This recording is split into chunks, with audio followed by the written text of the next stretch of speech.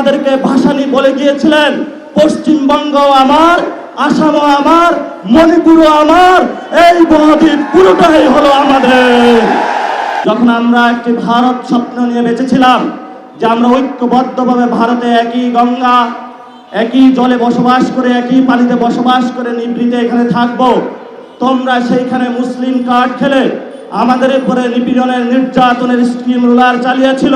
আজকে আমরা যখন এখানে কথা বলছি তখন সীমান্তের কাঁটাতারের ওইখানে আমাদের অসংখ্য ভাই বন্ধুরা নিজেদের নিরাপত্তা নিয়ে উদ্বিগ্ন হয়েছে যে কখন ভারত থেকে একটি খুনি সন্ত্রাসী গোষ্ঠী এসে তাদের বোন, বাচ্চা, প্রিয় সন্তানকে যে কোনো সময় খুন করে চলে যেতে পারে। ইতিমধ্যে বিভিন্ন জায়গায় বক্তব্য হয়েছে। আমাদের যিনি ভারতের কমিশনার থেকে শুরু করে বাংলাদেশের রাষ্ট্রদূত হিসাবে এসেছেন, উনি বলেছেন ভারতের 160 কোটির সাথে বাংলাদেশের 20 কোটি যোগ করে দিয়েছেন।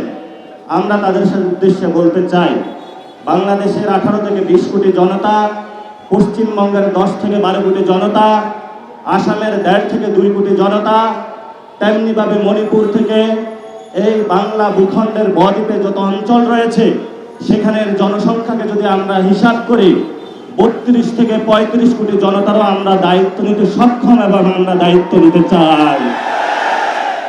যদি তোমরা আমাদেরকে সেই আকাশ দেখাতে চাও যে অভিন্ন আকাশের স্বপ্ন, সেই অভিন্ন আকাশের স্বপ্ন ভঙ্গ তোমরা করেছো 1947 সালে, যখন আমরা একটি ভারত স্বপ্ন নিয়ে বেঁচেছিলাম যে আমরা ঐক্যবদ্ধভাবে ভারতে একই গঙ্গা, একই জলে বসবাস করে, একই পানিতে বসবাস করে নিভৃতে এখানে থাকবো, তোমরা সেইখানে মুসলিম কার্ড খেলে আমাদের উপরে নিপীড়নের, নির্যাতনের স্কিম রুলার চালিয়েছিল।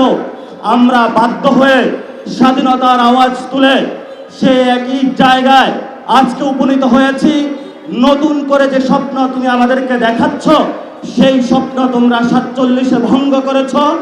এই যা ইতিহাস চলে গিয়েছে, নতুন করে মুসলমান এবং বাংলাদেশ ভারতের সাথে একীভূত হওয়ার যে অখণ্ড ভারতের যে স্বপ্ন, সেই স্বপ্নে আমরা কখনো ঐক্যবদ্ধ হব না। এবং তোমরা যে স্বপ্ন দেখো তোমাদের সেই স্বপ্ন দিবা স্বপ্নেই থেকে যাবে, বাস্তবে কখনো হবে না। যদি বাস্তবে হওয়া সম্ভব, যেটা আমাদেরকে ভাসানী বলে গিয়েছিলেন, পশ্চিমবঙ্গ আমার, আসামও আমার, মণিপুরও আমার, এই বদ্বীপ পুরোটাই হলো আমাদের। প্রিয় উপস্থিতি, 1947 সালে আমার আপনার যারা বাপ দাদা চাচা তারা যুদ্ধে নেমেছিল একটি বৈষম্যহীন বাংলাদেশ গঠনের জন্য, কিন্তু 1971 সালে বাংলাদেশের মুসলমানদের উপরে, বাংলাদেশের মানুষের উপরে সেই বৈষম্যহীন বাংলাদেশ গঠনের পরিবর্তে ভারতের একটি পুতুল সরকার, মুজিববাদী সরকার বাংলাদেশের উপরে আবার চাপিয়ে দেওয়া হয়েছিল।